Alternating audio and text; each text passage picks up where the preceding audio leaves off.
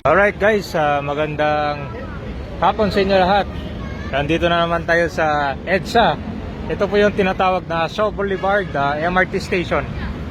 So ngayon, meron ng tayo nakita dito kabayan na ito ay hagdan, no? Papunta doon sa MRT Shaw Boulevard Station.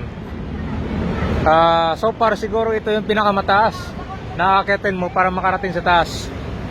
Pero ito guys, hindi lang itong stairs ang meron dito.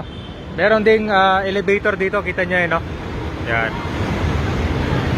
So itong elevator na to ay ibang way para makakait sa taas kung ayaw yung medyo matarik or mataas na akyatan, no?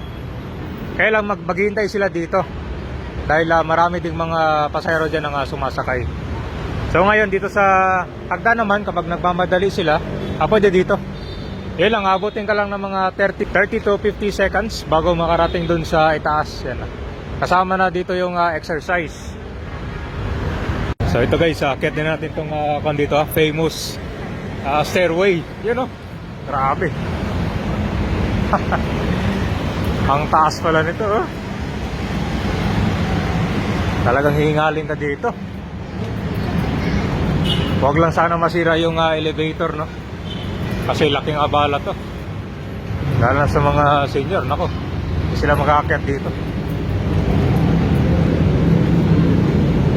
Kaya siya mataas kabay kasi dito merong underground, no?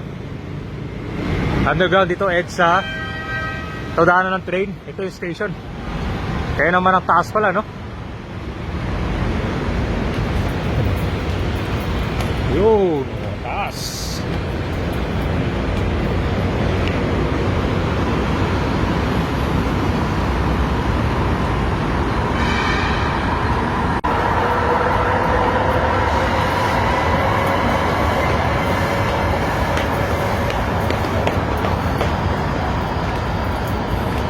Grabe.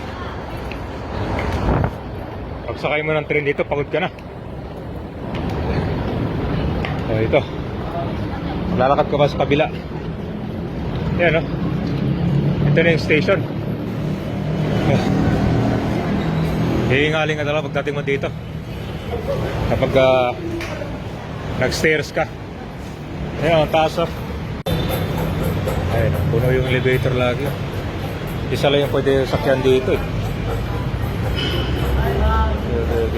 So yun guys, pagdating mo dito, marami din nakaabang. Ayan. So ayan, malaking tulong din yung elevator. Mataas na kasi mag-akyat, no?